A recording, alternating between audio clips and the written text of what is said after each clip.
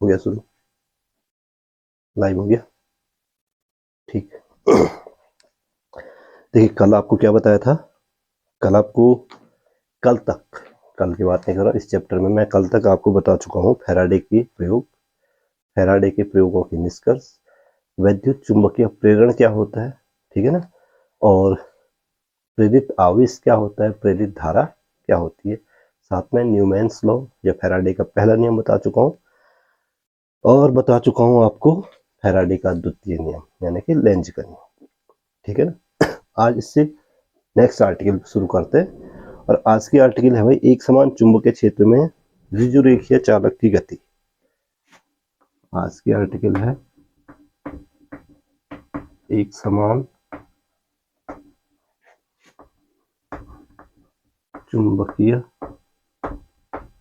क्षेत्र में ऋजुरेखीय चालक की गति। ऋजुरेखीय का मतलब होता है सीधा चालक, ऋजुरेखा का मतलब क्या होता है, सरल रेखा यानी सीधी रेखा, तो ऋजुरेखीय चालक का मतलब जैसे एक छड़ होती है, ठीक, ऋजुरेखीय चालक की गति, चालक की गति। एक सीधा चालक है भाई, ऋजुरेखीय चालक का मतलब एक सीधा चालक है, जैसे कोई छड़ है, ठीक है ना, और वो चुंबकीय क्षेत्र में गति करे, वो भी एक समान चुंबकीय क्षेत्र में, उसकी गति कैसी होगी, और यहां से हम पढ़ेंगे प्रेरित विभवांतर, ये यानी कि इंड्यूस्ड वोल्टेज डिफरेंस, वीडी का मतलब आप वोल्टेज डिफरेंस यानी विभवांतर मानोगे, इंड्यूस्ड वीडी पढ़ेंगे, ठीक है ना।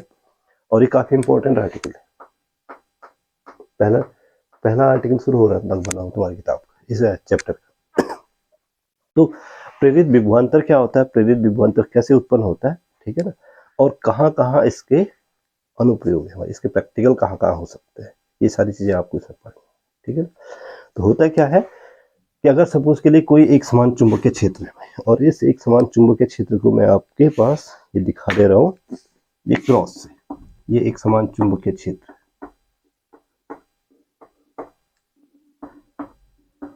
जो एक समान चुंबकीय क्षेत्र बी है, वो इस समय मेरे लिए जो कागज, जो बोर्ड का तल है, इसके लंबवत अंदर की ओर दिष्ट है, और आपके लिए क्या है, आपके लिए कागज के तल के लंबवत नीचे की ओर दिष्ट है भाई, ये एक समान चुंबकीय क्षेत्र है, इसको मैंने क्रॉस से दिखा दिया, ठीक है ना। और एक समान चुंबकीय क्षेत्र है, इसकी तीव्रता कितनी है, बी है, और बी की जो डायरेक्शन है भाई, वो आपके लिए क्या है, कागज के तल के लंबवत नीचे की ओर, मेरे लिए बोर्ड के तल के लंबवत दीवार की तरफ, ठीक, इतना हम मान सकते। इस चुंबकीय क्षेत्र में हम कोई छड़ है भाई हमारे पास, ये कोई सपोज के लिए छड़ का नाम मैं दे देता हूँ जे और के, ये कोई छड़ है, ठीक है ना, और इस छड़ को कागज के तल में स्मॉल वी वेग से दाईं ओर को चला रहा है, कागज के तल में, तो ये कागज के तल में और ये कागज के तल के लंबवत, तो ये जो छड़ की जो गति की दिशा होगी वो कागज के सॉरी चुंबकीय क्षेत्र के लंबवत होगी, हो गई नहीं। तो इसको स्मॉल वी वेग से चलाया जाता है, तो होता क्या है कि इस छड़ के सिरों के बीच एक विभवांतर आ जाता है भाई, वो विभवांतर कैसे उत्पन्न होता है, कितना उत्पन्न होता है, वो अभी इसमें इसी आर्टिकल में आएगा। तो सपोज के लिए इस छड़ की जो लंबाई है वो स्मॉल एल है, और ये छड़ एक धात्विक छड़ है, धात्विक छड़ का मतलब है धातु से बनी हुई है, जिसमें कि क्या होंगे, कुछ धनायन होंगे और कुछ मुक्त इलेक्ट्रॉन होंगे। आप जानते हैं किसी भी धातु में या किसी भी धातु के टुकड़े में हमेशा कुछ क्या होते हैं, धनायन होते हैं, और कुछ क्या होते हैं, मुक्त इलेक्ट्रॉन होते हैं। धनायन का मतलब क्या है, मुक्त इलेक्ट्रॉन। अभी कुछ धनायन होंगे, कुछ अब जो मुक्त इलेक्ट्रॉन होंगे वो इन्हीं धनायनों से निकले होंगे भाई, वैसे नहीं कि कहीं बाहर से आए होंगे, मुक्त इलेक्ट्रॉन इन्हीं धनायनों से निकले होंगे, होंगे ना। अब होगा क्या कि ये मुक्त इलेक्ट्रॉन है, और जिन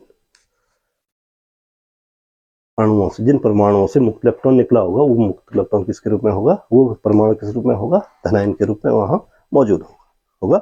अब होगा क्या कि जब हम इसको स्मॉल वी वेग से चलाएंगे, तो आप जानते हैं कि जब ये छड़ चलेगी तो इसके अंदर के मुक्त इलेक्ट्रॉन भी चलेंगे और इसके अंदर के धनायन भी चलेंगे। धनायन स्थिर होते हैं, धनायन हमेशा क्या होते हैं, आप ये चीज ध्यान रखना, धनायन हमेशा स्थिर होते हैं और इसको आप ये अपनी जगह नहीं छोड़ते भाई, किसी भी धात्विक चालक के टुकड़े के भीतर धनायनों की स्थिति नहीं बदल सकते, वो अपनी जगह पे धात्विक जालक में स्थिर होते हैं। जबकि मुक्त इलेक्ट्रॉन धातु के टुकड़े के भीतर घूमने के लिए क्या है, मुक्त है। तो होता क्या है कि जब हम इस चालक को दाएं ओर को चला रहे हैं, ठीक है ना, किस वेग से चला रहे हैं, स्मॉल वी वेग से, या आप चुंबकीय क्षेत्र में चला रहे हैं, तो आप जानते हैं कि जब कोई आवेश, तो जैसे हम धातु के टुकड़े को चलाते हैं तो ये आयन भी चल रहे हैं आगे की ओर, ये धनायन है, ये क्या है, इलेक्ट्रॉन क्या होता है, ऋणायन होता है।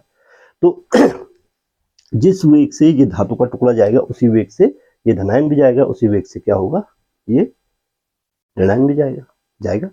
अब होता क्या है कि आप लोग जानते हैं, आपने इससे पहले वाले चुंबक वाले चैप्टर में पढ़ा हुआ है कि जब किसी चुंबकीय क्षेत्र में कोई आयन गति करता है तो उस पर एक बल लगता है, उस बल को क्या बोलते हैं, नाम सुना हुआ है, उस बल को बोलते हैं लॉरेंज बल।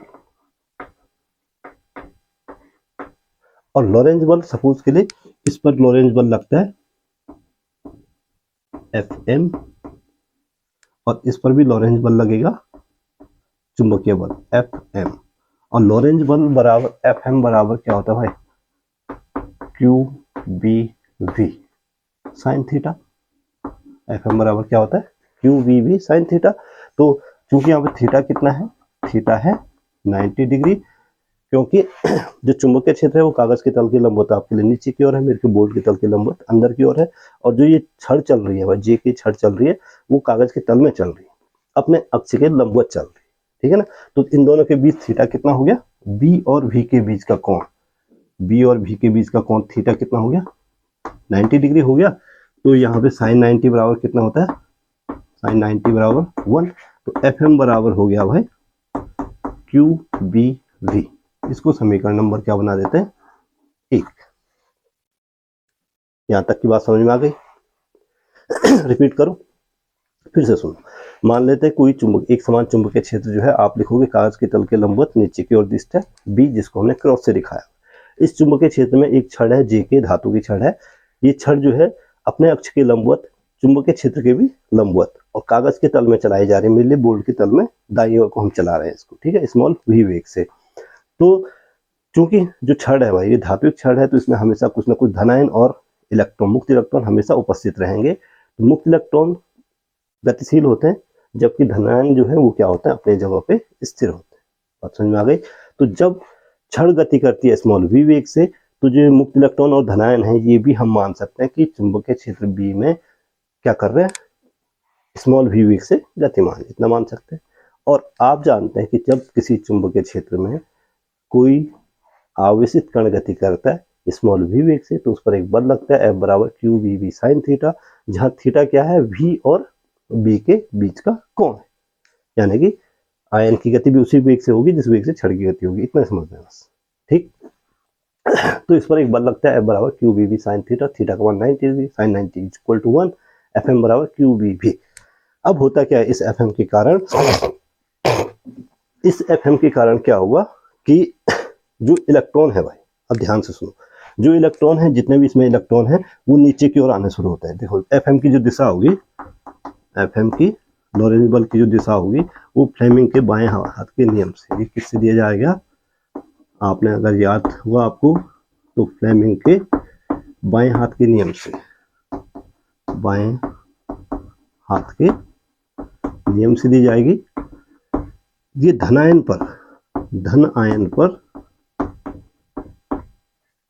के से जे की ओर, यानी ऊपर की ओर के जे, तथा ऋण आयन यानी कि मुक्त इलेक्ट्रॉन पर जे की दिशा, यानी नीचे की ओर होगी। धनायन पर ये बल की दिशा है लंबवत ऊपर की ओर, और ऋणायन पर क्या होगी, इसके लंबवत नीचे की ओर होगी। बात समझ में आई? ये फ्लेमिंग का बाएं हाथ का नियम है, याद कर लो। याद क्या करना है, पीछे बताया, पीछे वाले चैप्टर पे है, ठीक है। तो अब इस पर जो बल लग रहा है वो नीचे की ओर लग रहा है चुंबकीय बल, और इस पर जो चुंबकीय बल लग रहा है वो ऊपर की ओर लग रहा है। तो होगा क्या, ये तो अपनी जगह पे स्थिर है, ये तो कहीं हिलने वाला नहीं है। तो इलेक्ट्रॉन इस जे सिरे से के सिरे की ओर आने लगते हैं, क्योंकि इन पर बल क्या लग रहा है, नीचे की ओर लग रहा है। तो ये वाला सिरा, यहाँ इलेक्ट्रॉन जमा होने लगते हैं, तो ये वाला सिरा पार्शली नेगेटिव हो जाता है, यानी कि इलेक्ट्रॉन यहाँ ज्यादा हो गए, ऊपर क्या हो गए, कम हो गए। तो ये वाला सिरा धनात्मक पॉजिटिव हो जाता है, क्योंकि यहाँ इलेक्ट्रॉनों की क्या हो गई, कमी हो गई। यहाँ इलेक्ट्रॉनों की कंपेरेटिवली यहाँ पे इलेक्ट्रॉनों की अधिकता हो गई। तो ये वाला सिरा हो गया धनात्मक, ऋणात्मक, ऊपर वाला सिरा हो गया धनात्मक, क्योंकि इलेक्ट्रॉनों पर आवेश क्या होगा, ऋणावेश होगा। तो जहां इलेक्ट्रॉन ज्यादा होंगे वो सिरा ऋणावेशित हो जाएगा, और उसके सापेक्ष जो दूसरा सिरा है वो क्या हो जाएगा, धनावेशित हो जाएगा। अब होगा क्या कि अब सपोज के लिए एक सिरा धनावेशित हो गया, दूसरा सिरा क्या हो गया, ऋणावेशित हो गया, आप जानते हैं। और इस धनावेश और ऋणावेश के कारण देखो, यहाँ इसके कारण जो है जे की दिशा में होगी, तो के सिरा क्या हो जाएगा, आपको बताया के सिरा हो जाएगा ऋणावेशित, और जे सिरा क्या हो जाएगा भाई, जे सिरा हो गया धनावेश। क्यों हुआ, बात समझ में आ गई।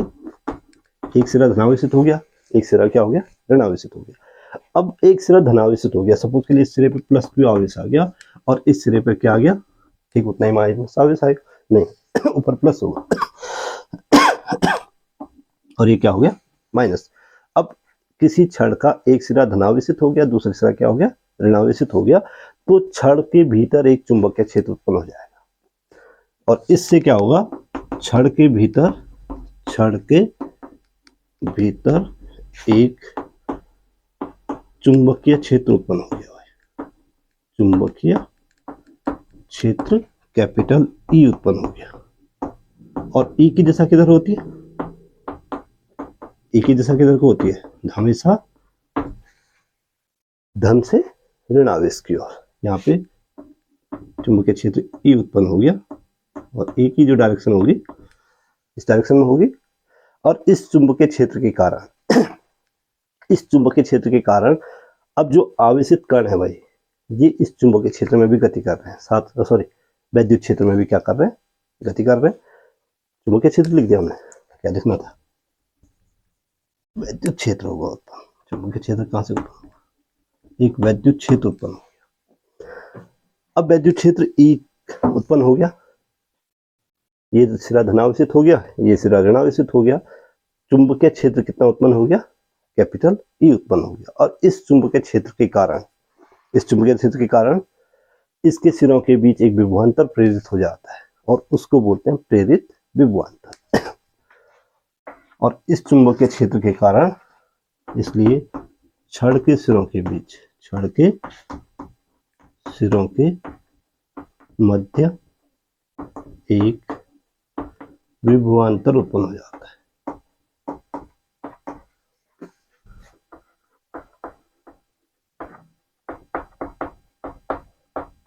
जिसे इस विभवांतर को बोलते हैं प्रेरित विभवांतर।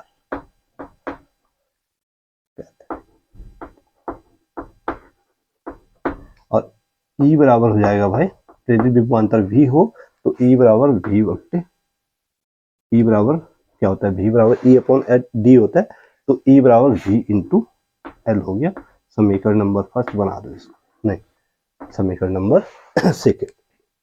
ई बराबर क्या होता है, भी इंटू, नहीं भी बट्टे एल होना चाहिए, ई बराबर भी बट्टे एल, भी बराबर ई इंटू डी होता है, ठीक है ना। तो डी की जगह पे यहाँ पे एल है, इसकी लंबाई कितनी है, एल है, चुंबकीय वैद्युत क्षेत्र है ई, ई बराबर भी बट्टे एल, या आप कह सकते हैं भी बराबर ई इंटू एल। ये चुंबकीय क्षेत्र, ये वैद्युत क्षेत्र उत्पन्न हो गया। अब वैद्युत क्षेत्र उत्पन्न हो गया ई, ध्यान से सुनो, ये वैद्युत क्षेत्र उत्पन्न हो गया इस चालक के सिरों के बीच। अब जब कोई आवेशित कण वैद्युत क्षेत्र में स्थित हो तो उस पर एक बल लगेगा, वैद्युत बल, और वैद्युत बल की जो दिशा होगी धनावेश पर नीचे की ओर होगी, और ऋणावेश पर क्या होगी भाई, ऊपर की ओर होगी, एफ ई, इसको मैं क्या लिख दे रहा हूं, ई। अब धनावेश, ध्यान से सुनो, क्या थ्योरी आपको क्या लिखनी है, धनावेश और ऋणावेश इस वैद्युत क्षेत्र ई में स्थित है, इसलिए इन पर एक वैद्युत बल लगेगा Fe। इन पर वैद्युत बल Fe बराबर F बराबर क्या होता है भाई, QE। Fe बराबर क्या हो जाएगा, QE। समीकरण नंबर 3। Fe की जो दिशा होगी धनावेश पर होगी J से K की ओर, JK, और ऋणावेश पर KJ दिशा में, ठीक है। अब होगा क्या कि अब आप थोड़ा ध्यान से देखोगे तो प्रत्येक आवेश पर धनावेश पर Fm और Fe एक दूसरे के विपरीत हैं, इस पर भी ऋणावेश पर भी Fe और Fm एक दूसरे के क्या है, विपरीत है, ठीक है ना। और हल स्वरूप क्या होता है कि जब जैसे जैसे E का मान बढ़ता जाता है, इसका वेग बढ़ाएंगे, E का मान जैसे जैसे बढ़ता जाएगा वैसे वैसे Fe का मान क्या होता जाएगा, बढ़ता जाएगा, और एक स्थिति और अधिक से अधिक इलेक्ट्रॉन नीचे की ओर आना शुरू होंगे। जैसे जैसे E का मान बढ़ेगा तो अधिक से अधिक इलेक्ट्रॉन नीचे की ओर आएंगे, K सिरा ज़्यादा से ज़्यादा ऋणात्मक होगा, J सिरा पर धनायन की संख्या क्या होगी, धनावेश जो है बढ़ता जाएगा, K सिरे पर ऋणावेश बढ़ता जाएगा, और एक स्थिति ऐसी आएगी कि Fm और Fe क्या हो जाएगी, बराबर। ये मुक्त इलेक्ट्रॉनों का जो आवागमन है भाई, J से K की ओर तब तक चलता जाएगा जब तक कि Fm और Fe क्या ना हो जाए, एक दूसरे के बराबर ना हो जाए। और जैसे ही जब Fm बराबर Fe यानी चुंबकीय क्षेत्र और वैद्युत क्षेत्र, आवेशों पर लगने वाले चुंबकीय क्षेत्र और वैद्युत क्षेत्र एक दूसरे के बराबर हो गए, उस स्थिति में इलेक्ट्रॉनों का मुक्त इलेक्ट्रॉन चल रहा है, ध्यान रहे, ये धनावेश तो अपनी जगह पर स्थिर है, ठीक है ना। उस स्थिति में मुक्त इलेक्ट्रॉनों का जो प्रवाह है J सिरे से K सिरे की ओर वो बंद हो जाएगा, इलेक्ट्रॉनों का प्रवाह, और इस स्थिति को बंद हो जाएगा भाई। इस स्थिति को बोलेंगे संतुलन की स्थिति। और इस स्थिति में Fm बराबर क्या, Fm किसके बराबर हो जाएगा, Fe के। तो Fm का मान कितना था, देखो QBV, इसलिए QBV बराबर Fe का मान कितना था, Q और E, Q से Q कट गया, Q से Q दोनों पक्षों से कट गया। यहाँ पे हमें क्या मिला, यहाँ पे हमें मिला E बराबर BV, E बराबर, और देखो समीकरण नंबर कहाँ पे हो, ये वाला समीकरण नंबर सेकंड से E का मान रख दो तो V/L बराबर हो जाएगा BV, V/L बराबर कितना हो गया, और V बराबर हो गया BVL। कैपिटल V और स्मॉल v में ध्यान रहे, कैपिटल V जो है प्रेरित विभवांतर है, और स्मॉल v क्या है, समीकरण नंबर कौन सा बनाओ, 4, समीकरण 4। कैपिटल V प्रेरित विभवांतर हो गया, और स्मॉल v क्या है भाई, ये क्षण की गति है, क्षण दाईं ओर को जा रहा है, ठीक है ना, क्षण का वेग है तो यही प्रेरित विभवांतर है भाई, प्रेरित विभवांतर है। बात समझ में आई, प्रेरित विभवांतर कैसे निकालेंगे ये मैं आपको बता चुका हूं, ठीक है ना। अब कोई जरूरी नहीं कि हमेशा जो छड़ है वो चुंबकीय क्षेत्र के लंबवत चल रही है भाई। यदि छड़ चुंबकीय क्षेत्र की दिशा से, चुंबकीय क्षेत्र B की दिशा से थीटा कोण पर स्मॉल v वेग से गतिमान हो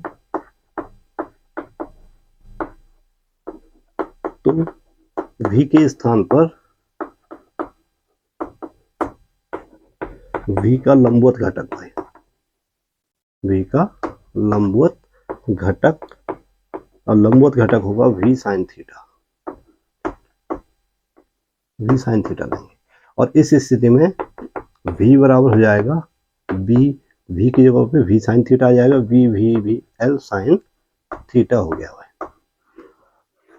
अगर छड़ जो है चुंबकीय क्षेत्र की दिशा से थीटा कोण बनाते हुए गति करे तो v के स्थान पे यानी वेग के स्थान पे उस वेग का लंबवत घटक लेना है, और लंबवत घटक का मतलब है वो घटक जो कि चुंबकीय क्षेत्र के उस समय क्या होगा, लंबवत होगा। तो v की जगह पे v sin थीटा आएगा, तो v capital V will be equal to b small v L sin theta. ठीक है, तो ये जो है प्रेरित विभवांतर है भाई।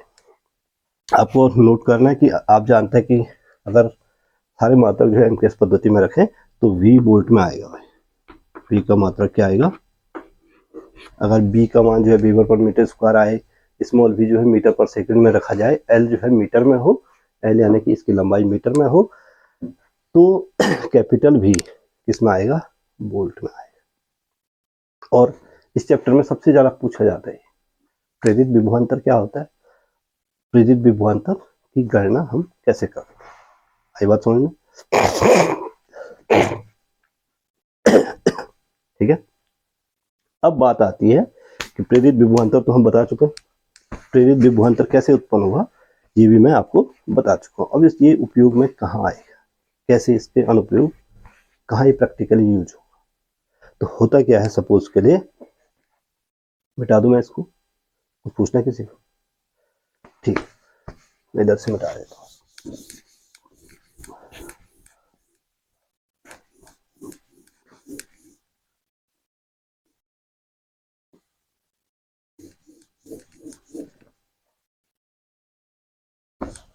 और एक चीज हमेशा ध्यान रखना कि धनायन अपनी स्थिति नहीं बदलता है भाई, जो भी गति होगी वो सिर्फ और सिर्फ मुक्त इलेक्ट्रॉनों की होगी, धनायनों की गति नहीं होगी। अब देखो सपोज के लिए ट्रेन की पटरी है, अब अनुप्रयोग देखो कहाँ कहाँ ये उपयोग में आएगा। सपोज के लिए ट्रेन की पटरी,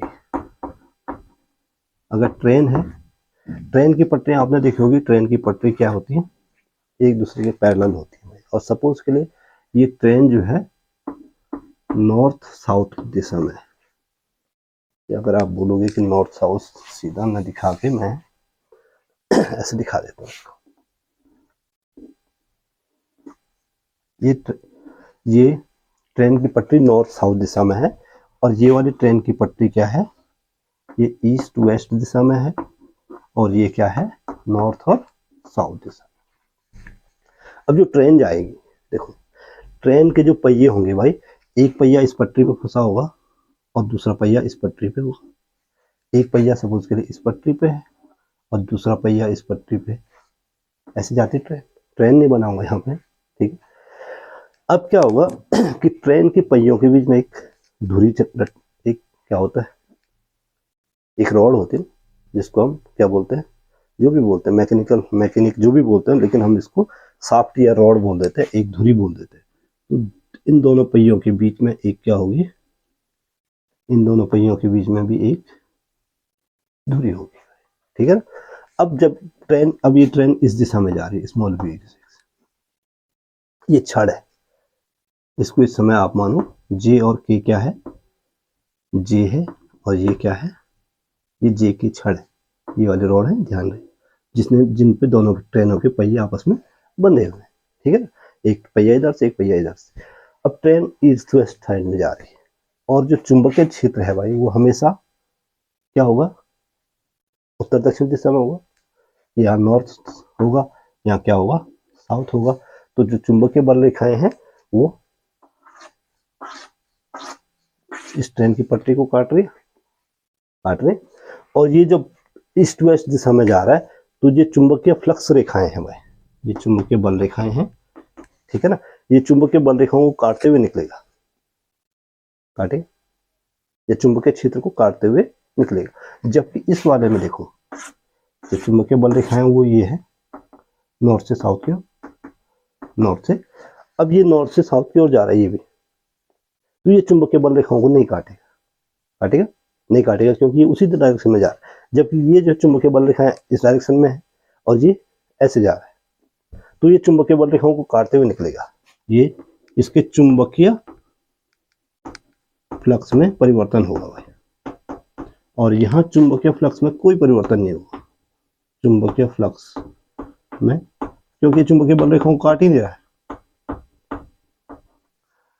तो होगा क्या कि इसके सिरों के बीच जो ईस्ट वेस्ट डायरेक्शन में जा रही है या वेस्ट ईस्ट डायरेक्शन में जा रही है, इधर को भी जाएगी तो भी एक ही बात है, ये इधर को जाने के बदले इधर को भी जाएगी तो भी ये सपोज के लिए इधर को जा रही है, ठीक है ना, स्मॉल वी वेव्स। तो इसके सिरों के बीच में अगर ये नॉर्थ ईस्ट डायरेक्शन में जा रहा है या ईस्ट नॉर्थ डायरेक्शन में जा रहा है तो इस सॉरी ईस्ट नहीं वेस्ट, क्यों लिखा, हाँ ये नॉर्थ पोल साउथ पोल के लिए है, नॉर्थ पोल और साउथ पोल के लिए एस लिखा हुआ, वैसे ये north west, east west north south, ठीक है, नॉर्थ साउथ, ठीक। तो इसके सिरों के बीच में कोई यहाँ पे v बराबर हो जाएगा 0, कोई विद्युत भागवल प्रेरित नहीं होगा, कोई प्रेरित विभवांतर नहीं होगा, इसके सिरों के बीच विभवांतर प्रेरित हो जाएगा कैपिटल V, यहाँ v बराबर 0 होगा। तो अगर कोई ट्रेन जो है पूर्व पश्चिम दिशा में या पश्चिम पूर्व दिशा में जा रही है तो उसके जो पहियों के बीच की जो धुरी है वो चुंबकीय बल रेखाओं को, पृथ्वी के चुंबकीय बल, आप जानते हैं पृथ्वी एक बड़ा चुंबक है जिसका एक पोल नॉर्थ पोल है, दूसरा क्या है उत्तरी ध्रुव दक्षिण ध्रुव है। तो ये इन रेखाओं को काटते हुए निकलेगी तो इसके सिरों के बीच में एक विभवांतर प्रेरित हो जाएगा। अगर वो नॉर्थ और साउथ दिशा में जाएगी तो उसके टायरों की जो धुरी है उसके बीच में कोई विभवांतर प्रेरित नहीं होगा। पहला अनुप्रयोग तो इसका ये है। दूसरा हम इसको ऐसा समझ सकते हैं कि अगर कोई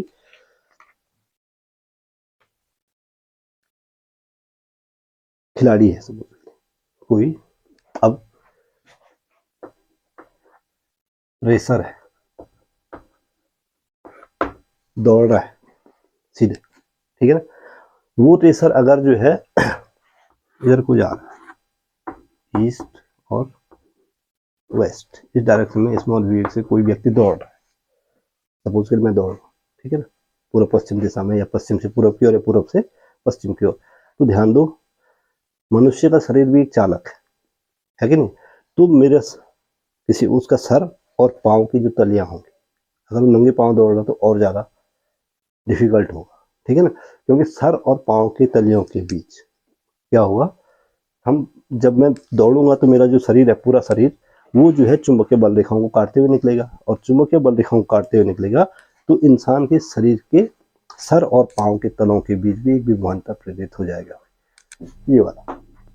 और अगर नॉर्थ वाले डायरेक्शन में जा रहा है, इस डायरेक्शन में दौड़ रहा है, नॉर्थ की ओर दौड़ रहा है, तो यहाँ पे कोई विभवांतर प्रेरित नहीं होगा, तो उसको नॉर्थ साउथ दिशा में दौड़ना आसान रहेगा बजाय किसके पूर्व पश्चिम दिशा में, ठीक है ना। अगर किसी क्षण को, तीसरा उदाहरण मैं आपको देता हूं कि अगर हम किसी क्षण को जो है स्वतंत्रता पूर्वक छोड़ दें, भाई स्वतंत्रता पूर्वक और से हमने छड़ पकड़ी और नीचे को छोड़ दिया, ठीक है ना, या उस छड़ को हम गति कराएं, अगर हम अगर वो छड़ जो है नॉर्थ इस डायरेक्शन में गिरती है तो उसके सिरों के बीच में कोई विभवांतर प्रेरित नहीं होगा। अगर छड़ जो है पूरब से पश्चिम की ओर गिरती है या पूरब से पश्चिम की ओर फेंकी जाती है, ठीक है ना, तो उसके सिरों के बीच एक विभवांतर प्रेरित हो जाए। तो ये इसके अनुप्रयोग है। प्रेरित विभवांतर क्या हुआ, प्रेरित विभवांतर के अनुप्रयोग क्या हुए, उसके लिए फॉर्मूला क्या हुआ, v बराबर क्या हुआ, v equal to B V L या V V L sine theta, v equal to B V L sine theta. ये दो अलग अलग कंडीशन में मैंने आपको बताया था, एक बार जब 90 डिग्री पे गतिमान हो, दूसरा जो है क्या हो, थीटा कोण बनाते हुए गतिमान। तो ये दोनों चीजें ये पूछी जाते हैं, इस सूत्र की स्थापना पूछी जाती है, इस सूत्र की स्थापना पूछी जाती है, ठीक है, और साथ में इस पे न्यूमेरिकल्स पूछे जाते हैं। तो इस चैप्टर में सबसे ज्यादा पूछे जाने वाला आर्टिकल यही, ठीक है ना, ध्यान रहिएगा। ठीक, आज के लिए इतना बहुत।